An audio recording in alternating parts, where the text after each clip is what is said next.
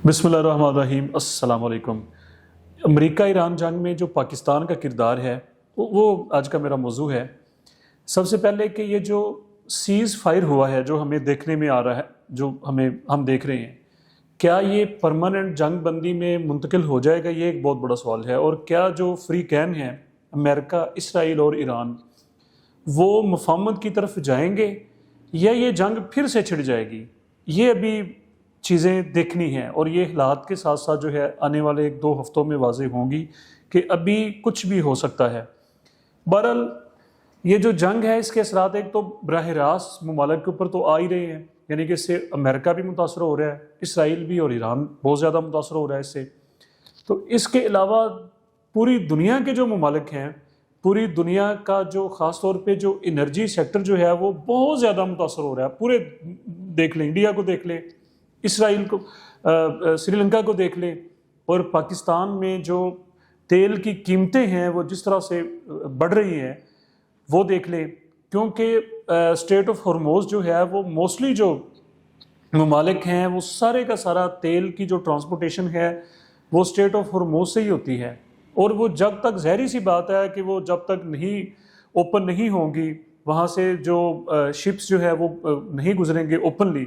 उनकी जो जिस तरह से वो ट्रेड होती है, उनकी जो ट्रांसपोर्टेशन होती है, तो उस वक्त जो है वो एनर्जी सेक्टर जो है वो मुतासर रहेगा। और अगर ये जंग लंबी चलती है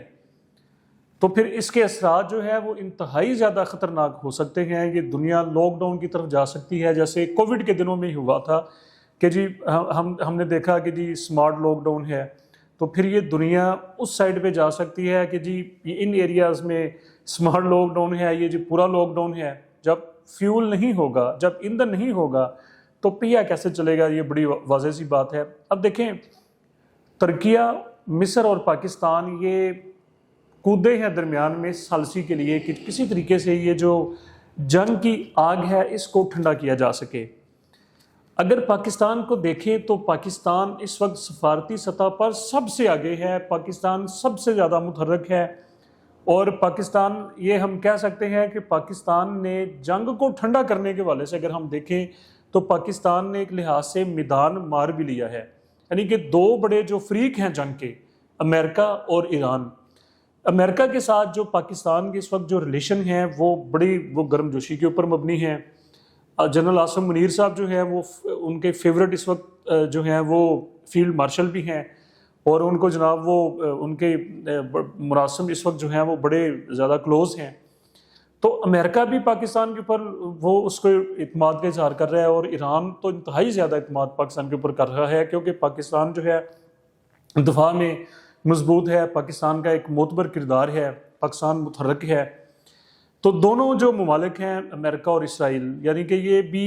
बिल्कुल ये ख़बरें ठीक हैं कि पाकिस्तान की सालसी की वजह से, चाहे वो ट्रंप ने कहा हो या ईरान की तरफ से बातें हों, देखें जब बातें ख़त्म करनी होती हैं, जब जंगें ख़त्मे की तरफ जाती हैं, तो फिर ये नहीं देखा जाता कि किसने कहा या किसकी तरफ से ये रिक्वेस्ट आई। जब बात मुकानी होती है, जब बात को तो अगर तूल देना हो तो फिर जी मैं नहीं मानता उसने क्यों कहा या इसने, जब बात जिस तरह से मैंने कहा कि इस जंग के असरात न सिर्फ अमेरिका, इसराइल और ईरान तक महदूद है, बल्कि अब ये इसके जो असरात हैं वो बढ़ते चले जा रहे हैं। पाकिस्तान इससे मुतासर हो रहा है, हम इससे मुतासर हो रहे हैं, सऊदी अरेबिया इससे मुतासर होना शुरू हो चुका है, और इंतहाई ख़तरनाक असरात से वो दो चार होगा। क्योंकि सिर्फ एक तो उनके ऑयल का मसला है और दूसरा पानी का मसला बनने वाला है। यानी कि पानी की जो बड़े बड़े जो प्लांट्स जो हैं वो भी मुतासर होने का ख़दशा है उसमें। तो ये चीज़ें जो हैं वो कहत की तरफ जा सकती हैं, दुनिया कहत की तरफ जा सकती है, एनर्जी क्राइसिस जो है वो ख़तरनाक हद तक बढ़ सकते हैं। तो बहरहाल पाकिस्तान जो है वो इस वक्त हमें सबसे आगे नज़र आ रहा है। और पाकिस्तान ने जो इस वक्त ऑफ़र दी है,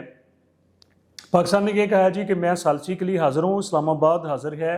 कि डायलॉग का जो टेबल है, जो मुज़ाकरात की जो मेज़ सजनी है, वो आप इस्लामाबाद में आ जाएं, हम मेज़बानी करने के लिए तैयार हैं। इससे बड़ी तो शायद और कोई बात नहीं हो सकती। लेकिन अभी इसका फ़ैसला नहीं हुआ कि ये अगर मुज़ाकरात होते हैं तो क्या ये पाकिस्तान में होने हैं या दूसरी आइडियल जो प्लेस है वो इस्तंबुल हो सकती है, तुर्किया। सदर तैयब अर्दवान साहब जो हैं وہ وہاں پر بھی ان کی میزبانی کر سکتے ہیں، لیکن پاکستان نے خود کو ثالثی کے لیے اس وقت پیش کر دیا ہے۔ اس کے ساتھ ایران کی طرف سے کچھ شرائط بھی آئی ہیں، ان میں سے جو سب سے بڑی دیکھنے والی جو شرط ہے وہ یہ ہے جی کہ اگر امریکہ یہ چاہتا ہے کہ جنگ بندی عمل میں آئے، حالانکہ جارے جو ہے اگریسر جو ہے وہ تو امریکہ ہے، ایران تو دفاعی ساری اقدامات کر رہو، یہ حقیقت بھی ہے، انہوں نے قربانیاں دی ہیں، اپنے سپریم لیڈر آیت اللہ خامنئی صاحب جو ہیں وہ شہید انہوں نے کروائے ہیں۔ اس کے علاوہ ان کی جو چیف سیکیورٹی جو ہے رجانی صاحب جو ہیں اور دیگر کئی اعلیٰ عہدیداران جو ہیں وہ جامع شہادت، یعنی کہ ان کی قربانی تو بہت بڑی ہے۔ میں کہتا ہوں پھر بھی یہ بڑی بات ہے کہ وہ اب اس کے سوا اور چارہ بھی کوئی نہیں ہے کہ ہم صلح کی طرف جائیں، ہم پیس کی طرف جائیں، اور وہ بالکل ٹھیک کہہ رہے ہیں کہ دہشت گرد امریکہ اور اسرائیل ہے، جارے امریکہ اور اسرائیل ہیں، ظالم امریکہ اور اسرائیل ہیں، اور ان کی ہسٹری جو پچھلی جاپان کے حملوں سے لے کے اب تک افغانستان، ویتنام، عراق، ایران، تو وہ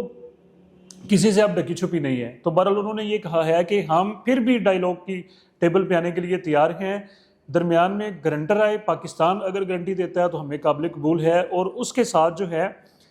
ہمارا جو لاس ہوا ہے اکانومی کے حوالے سے، یعنی کہ جو جانے گئیں وہ تو واپس نہیں آ سکتے، سپریم لیڈر آیت اللہ خامنئی صاحب تو واپس نہیں آ سکتے، لیکن جو ہمارا مالی انفراسٹرکچر کا جو نقصان ہوا ہے، جو ہمارا مالی نقصان ہوا ہے، وہ